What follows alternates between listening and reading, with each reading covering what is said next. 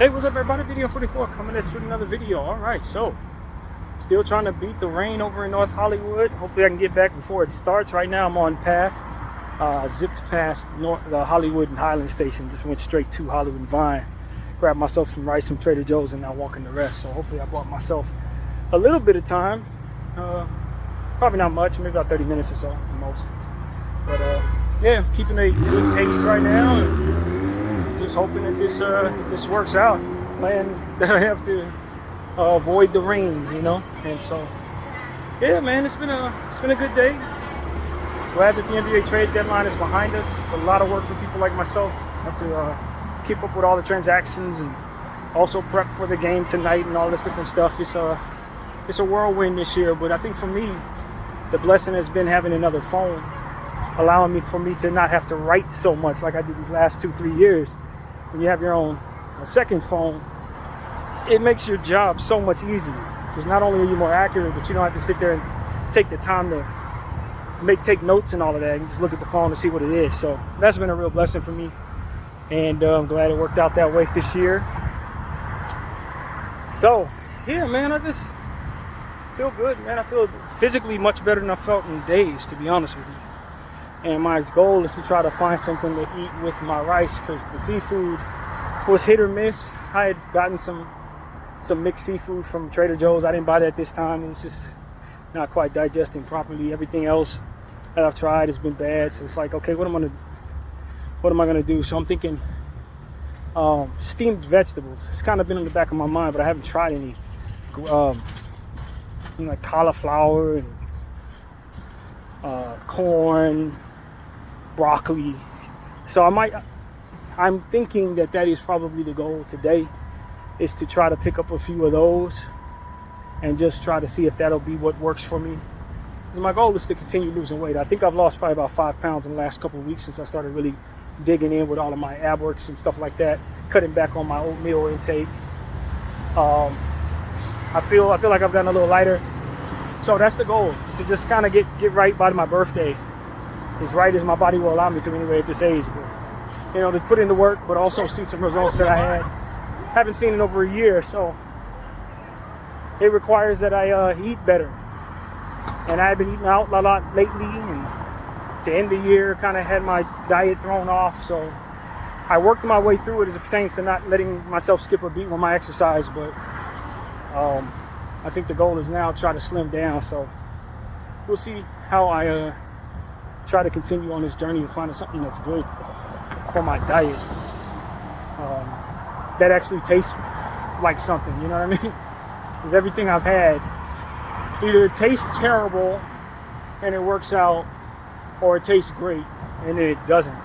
That's kind of been the theme the whole time since I started having these issues. So for me, it's like, all right, that's what I need. Let's roll into the steamed vegetable space. Maybe buy some turkey, because I tell you the truth, you guys, I don't like my life without some type of meat. Something like turkey, chicken, beef. I hate pork. I'm not touching pork. Seafood, something like that. But like lately, I found that chicken has been a problem. Certain seafoods have been a problem. Last time I had turkey meat, it turned out to be a problem after a while. So it's like, man, maybe I do have to go vegan. But it's not my thing. I don't particularly like that. I'm a carnivore. So, you know, seafood is something I like, but it's hit or miss. So it can't be seasoned. This is a nightmare. But I think the difference is now if I try turkey, let's say I get like some turkey slices or something like that, or some carved turkey meat. This era of my life, I will be putting it in the steamer. Last I was doing it, I was eating it cold and raw. So cooking my food, I'd imagine, is much better in my situation. And so that's what it is, man. I'm done buying calamari. That's over with. I'm sick of it, and I don't think my body really likes the breading on it anymore. So it's just, what can I transition to that works for myself? And so it's just an ever evolving journey, but at the same time, the one thing that's most obvious, that's most healthy for me, is steamed vegetable. I have a steamer and I put everything in it but steamed vegetables. So I think that's the next path I don't know exactly what I want to try. Maybe broccoli, stuff like that. So we'll see. We will see how that goes, man. But getting my steps in, I'm appreciating that I have an opportunity to get out the house. No early Laker games to cover. No Bible study early. None of that stuff that keeps me in the house is in place today. I'm not feeling unhealthy. I got plenty of rest yesterday because I was really feeling terrible yesterday. And the day before, to be honest with you, I was really 100%, not 100%. But today I'm 100%. I feel great. I feel 150% actually. I feel very well rested. A lot of energy. And this is about as good as I felt in maybe a month. So yeah, man, just gotta take it as you can get it and try to flush out the bad food that I put in. It was mussels that I love so much from my seafood place that I can never actually remember the name of it. One of the famous places where you get seafood boil. And I've been eating that a lot. And eventually it just started creating the same problems that everything else does. Try it once, twice, no problem.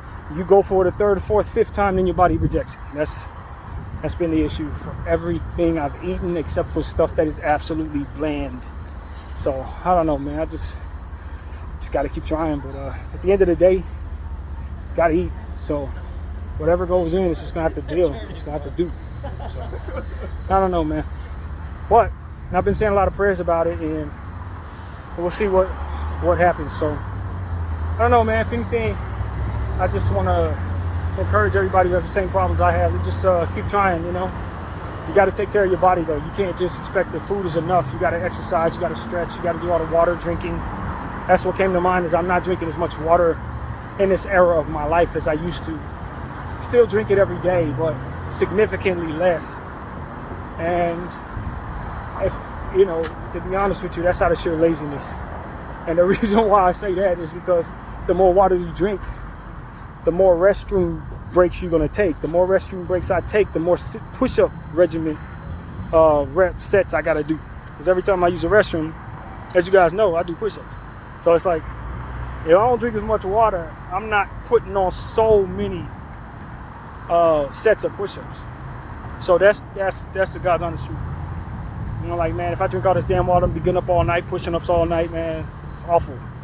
Especially when you get to set number 7, 8, it's like, all right, bro. I told you I had that day where I did 12 sets. My chest was hurting for 2 days after that. Like, you know what I mean? It's a lot. And I'm proud of myself for doing that, but it does make you want to mentally not take on so many different, water drinking experiences. Because when you do that, then you're going to find yourself doing push-ups all damn day, right? So the Lord was essentially saying, more water, please. That'll help with a lot of what it is you're dealing with. And so I may have to do that anyway. But yeah, man, I feel very privileged that the Lord speaks to me in a way that I can, receive. And I feel like I'm being guided in a lot of cases, as you guys know, and I share a lot of what it is He gives me. I encourage y'all to check out my last therapy session. It was a very positive one. I've been kind of staying away from different stuff that's going on in the world, as I normally talk about things going on in Gaza and Israel's nonsense and all of that. I have not been focusing on that as much since the ceasefire, but I understand that ceasefire was not ceasing any damn fire. If you want to be completely honest with you, it was all for just political optics and stuff like that. We know that. And so we talked about that. We predicted that, and that's pretty much what it's been. Now, what they want to do is declare that Gaza is not inhabitable by the people of Gaza. I mean, look at it, it's so messed up. As if they didn't literally do this to this thing on purpose. They destroyed the city, and they tell all of us, see how destroyed the city is? It's run down by war. Let us come in and build it. Let the U.S. come in and land grab it. We're going to take over Gaza, as if that wasn't the plan the whole time. So, for me, I'm at a point where I'm like, man, it just makes me bitter inside paying attention to this stuff at this point. It just makes me angry, because a lot of what they're doing is so deliberate and it's so awful. It's so wicked. It's not a whole lot of constructive commentary that I can add to it at this point. People have been dying for over a year. They've been treating these people horribly for over 75 years. And now that they've decimated the place, they're trying to come in and land grab just like we knew they were going to do. And watching them go about that process is just it's angering for my spirit. I don't find myself a better human being for reacting to it or watching it. So I've kind of stayed away from it, to be honest with you. That's the God's honest truth. For those who are wondering why I'm not talking about it as much anymore. I'm not becoming a better human being by watching them go about this process. You know, and that's what it is. I'm more than willing to pay attention to this, but I needed a break. And so that's what it was. I think I'm afforded that, and I'm thankful that I'm afforded that. The people there are not afforded that. The people they've done this to are not afforded that. And I respect that very much. Now, I was thinking about this concept this morning that's reality for Americans and Western world citizens. Every time we celebrate something, somebody is suffering directly from our ability to stay in a safe, rich place, which is what America and the Western world is. We're wealthy off of the backs of other people's suffering. So anytime you're celebrating anything for any damn reason, if you're doing it here, you understand that in order for you to celebrate and enjoy the surroundings of what it is you have, this country has set it up so that other people have to literally suffer in those same moments while you're celebrating. Anytime you consider yourself a good person or a wonderful, charity person or somebody who's willing to give to others, you understand that while you're here, other people are suffering because you exist. That's literally it. Because of our existence in this country as citizens, people in other places like Congo and Sudan and Gaza have to suffer miserable fates that are only in our nightmares while we try to convince ourselves that we're good people. While we were good to one another as we all enjoy the privilege of this hellhole for them. It's real, man, and that's what helped me understand every birthday I've ever celebrated, every championship my team ever won, every opportunity I had to smile about anything I was enjoying in life came at the expense of people who were dealing with things that I knew nothing about, simply so that my country can continue to keep the environment around me that allows for me to be at peace while I celebrate. And if that isn't unfairness, I don't know what it is. If that isn't injustice, I don't know what it is. Every Super Bowl I've ever watched, every opportunity I had to exercise in my peaceful space of living, every time I went to a restaurant or drove to work, anytime I did any damn thing, there was somebody suffering so that the environment I'm in could continue to be as wealthy as it is. And I'm telling y'all, man, I don't know how you feel about that, but since I've been awakened to that, I just suddenly don't feel like that great of a human being. I certainly don't feel like I'm a good person just because I speak on it or because I'm appreciative of what God is doing in my life, or even because I'm willing to share with you all how I am able to listen to God speak to me. That part of my spirit is no longer at peace. Since I've been awakened to the understanding, the full frontal understanding, not only does this injustice take place, but I've been coerced into a space for which I'm indifferent to it. I was raised not to necessarily care about it unless it was being done here.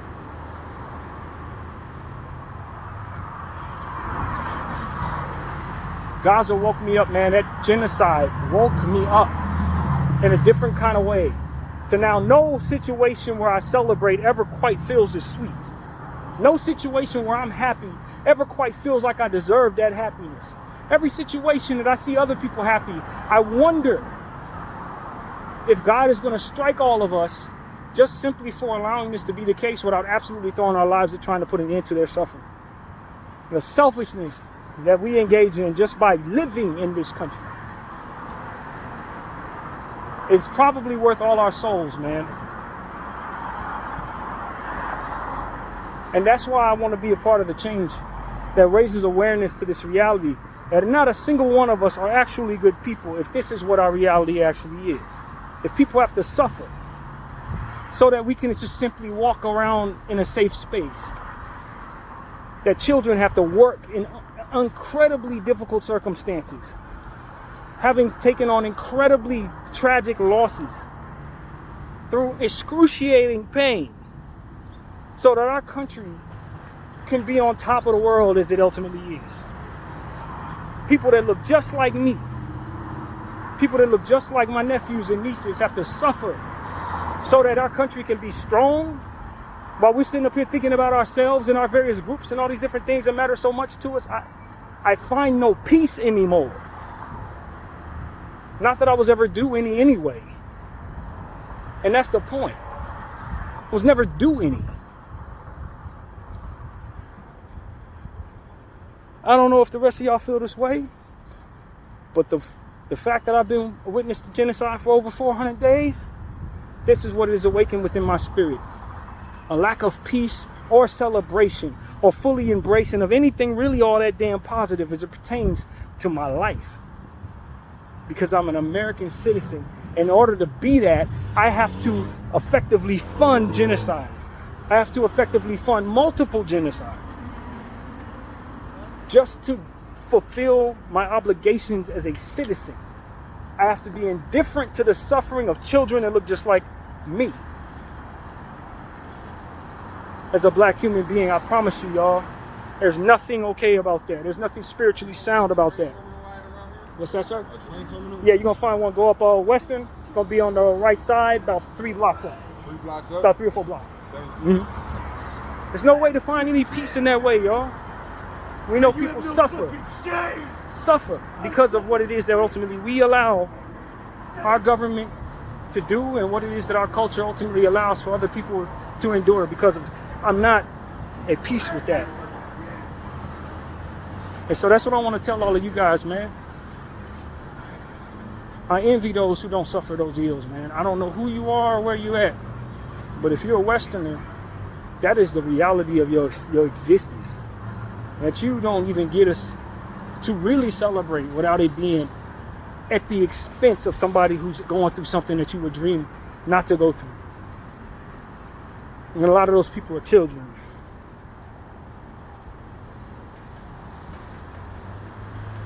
And that's why I'm at a space where I'm like, this place, my country, has coerced so many of us into that space where we have to live with the fact that other people have to suffer in order for us to celebrate. That is not how the world should be. The correlation between you enjoying your most precious moments should not be aligned with the suffering of other people. That is a perversion created by this Western world at the expense of its very own self-exhaustion and greed, man.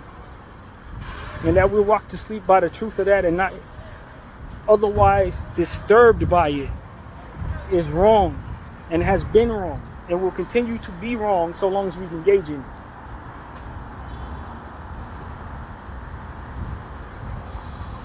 So that's why I want people to understand, man. You should not be okay with that. That you were coerced into a space where you were okay with that is wrong. They've done all of these different things to many generations of us, making us feel like it's okay to be cool with other people suffering at our expense. And that's their problem, and we're lucky to not be born there and that shit. Hell no. That's wrong. That's wrong. This is not just the course of how things go. These are people making this happen to these people out of the evil of their own hearts and the fear for changing works and ways and systems that ultimately do this to those people for fear of their own suffering that comes from it, for which they're deserving of because of their upholding of such systems. This is the truth about this place. There's nothing more natural than being horrified at the reality of this when you awaken to it. And I have been awakened to it. BDL 44, I thank you all for watching. I'm out.